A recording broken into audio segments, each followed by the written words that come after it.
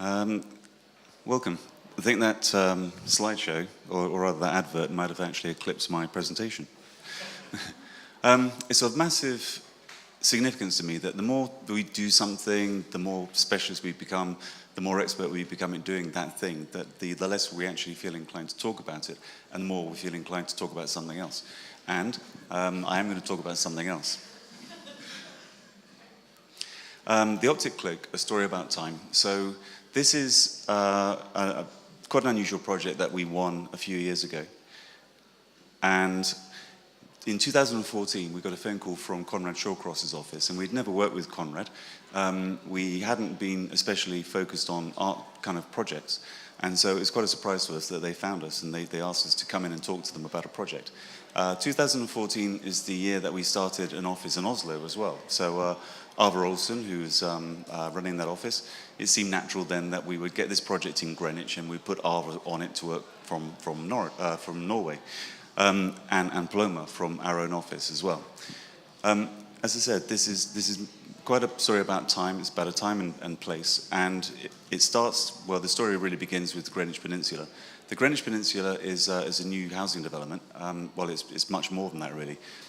We know that rents in London are really expensive, and it's a very cluttered city, and it's very difficult to find somewhere to live. The idea about a designer actually having enough money to live in the city is quite extreme. The idea of them being able to buy somewhere in central London is probably quite bizarre. So naturally, we find that new suburbs pop up, and the Greenwich Peninsula is just one of these new suburbs that's going to that's being built now. CF Moller won the competition, and this is a vision of what the site could look like. And what we know about if you build more housing, you need more power, you need more heat, you need more energy. So it was expected that they were going to have to build a new power station on the site, and with new power stations in residential locations, this is the kind of picture that you kind of might imagine. We have this image in our head of power stations bellowing out, steam and smoke and pollution. It was decided that the power station was going to be gas-fired.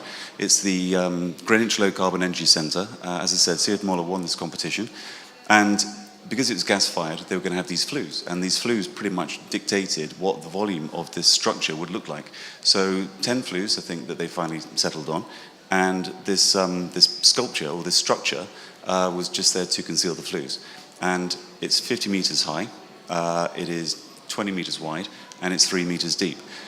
And although you wouldn't say that the Blackwall Tunnel approach road, the A102, is an area of outstanding natural beauty, the local authority decided that they didn't want this being built there, and they felt it was going to be a blight and a blot on the landscape. So they rejected it. And you can see from these images, really, that it doesn't show up very well here, but even something which is 3 meters tall has quite a significant impact visually.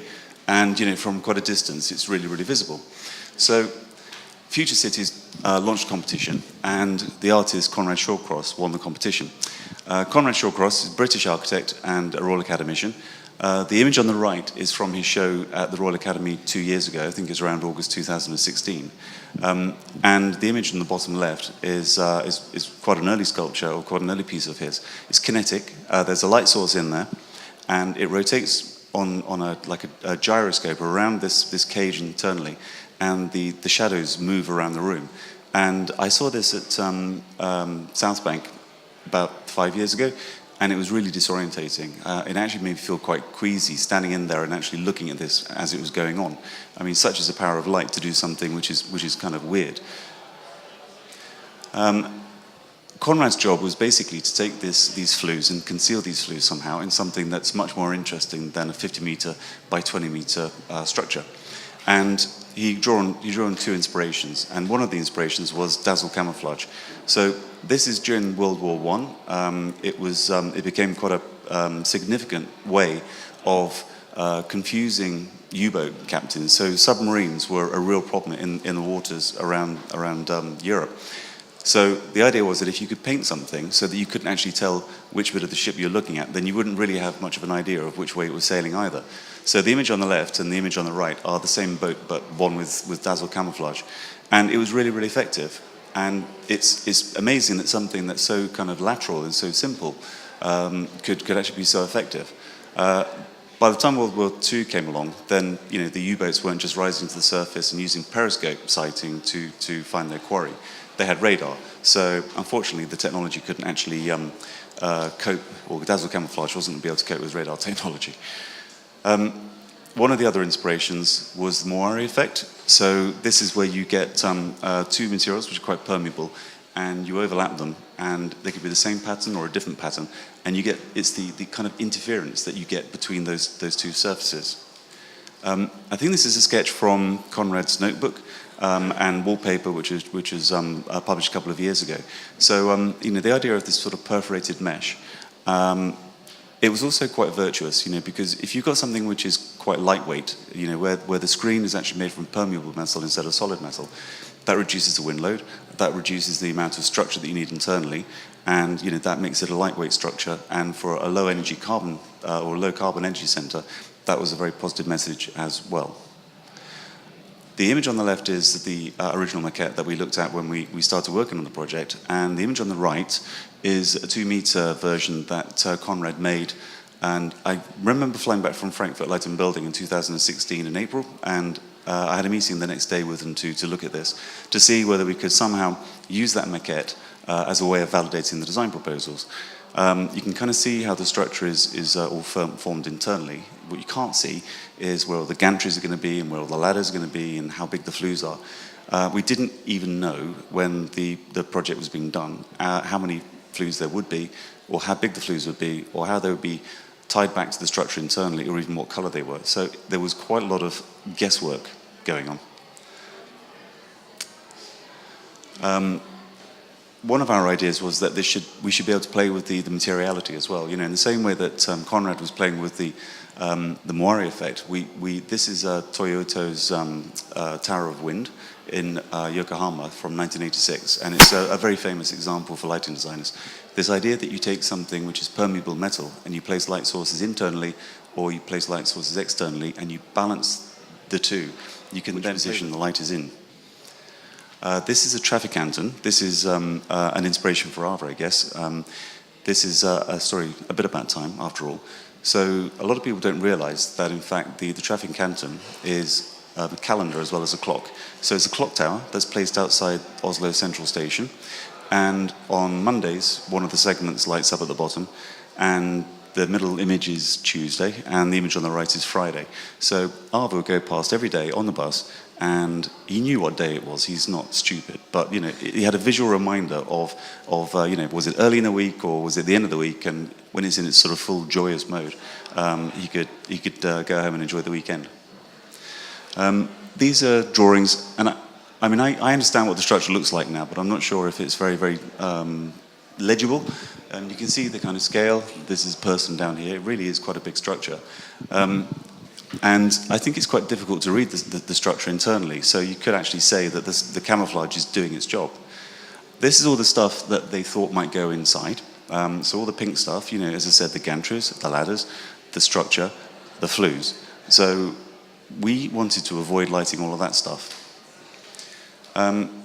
So, as I said, from this 2014 study, we looked at where we could actually place light sources and which elements of the structure we should light. So we were looking at places where we could locate things. We had to locate things so that they weren't going to, the light source wouldn't be visible from the roadway below. And of course we wanted to place the light sources so that they wouldn't light the structure internally. So the approach was to kind of find areas of the facade where the facets were sort of convex, so standing off the structure, where we could actually get the light to pass more freely behind. And we sort of called those the lighting superhighways. And you can see that these cells, they're like a big, broad kind of cell, and then there's a narrower, faceted cell within the center of that. We did a lot of modeling on computer. We couldn't do actual physical modeling, and we couldn't do mock-ups. But this is the design that we came up with after having, tried a lot by computer validation. The projectors are RGBW, and we've got a big projector which is quite powerful, and it's got a broad beam. So that's kind of doing the broad brushstrokes. That's doing the larger sort of cell overall. And then there's the smaller, more powerful narrow beam projector on the left, and that is sort of filling in the detail. So that's doing the fine kind of detailing. And this was a theory that we felt was going to work well, but we really didn't know whether this was going to be successful completely or not. This little video, if you kind of watch this over the next 30 seconds, you'll see how the light changes. So depending on the direction of the light, whether it's whether the light is being transmitted through, and then you see the structure is permeable, or whether the light is actually on the front face that you're looking at, and then it becomes much more solid. And we wanted to play with the permeability with the light as well. So the images on the right, if you take the middle image, top and bottom, for instance, the bottom image, which is red, that would be with the lighting on the inside of the face that you're looking at, and the top image would be the lighting on the inside face on both elevations, so that you're seeing a bit of an interference effect that takes place between both of them.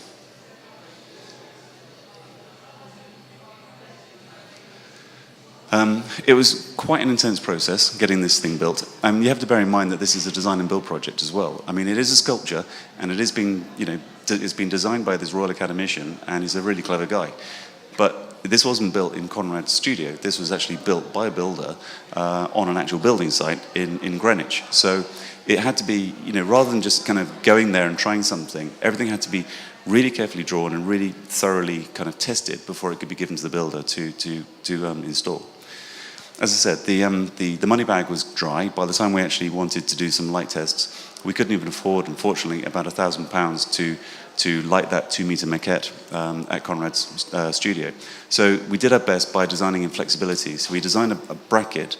So all these projectors are mounted on flexible brackets and that can expand, and you can kind of push them further off the facade to get a different angle of aiming onto the inside of the facets.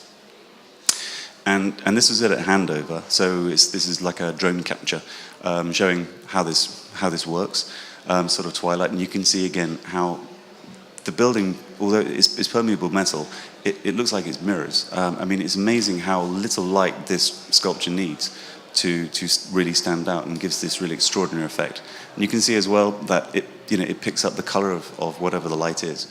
So it can look really cool on a sort of a cloudy day, but when it's picking up sun at sunrise and sunset, it sort of burns this really orange or champagne kind of a color. It's really quite impressive.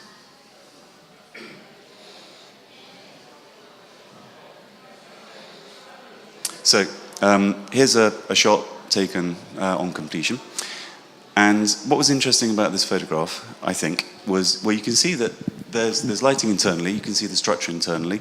There aren't flues there at the moment. They had to build the thing first, and then when they started putting more turbines in, then they would populate it with more flues. So it's going to evolve over time, it's going to change, but such is the kind of thing of art. But what is interesting, I think, from our point of view, was we really couldn't predict how much light this would pick up. So you can see the kind of where the facets are facing downwards. They're picking up the sodium light, this kind of light pollution from the sodium lanterns below. And I don't think I've ever seen sodium look so lovely. I mean, it really does flatter these panels and the structure really well. And a little bit of it in context. As I said, it's on the A102. It's a really busy road. It's right next to the Blackwall Tunnel. And it is fighting with quite a lot of background kind of noise. But we feel that with the way that it's been handled and the way that we've kind of tried to approach the lighting, we feel that we've taken something that has quite a negative kind of image environmentally, with this idea that it's billowing smoke and pollution into the atmosphere. So it's been redefined as an asset, and it's been defined as a piece of artwork in this new borough, which is Greenwich. Thank you.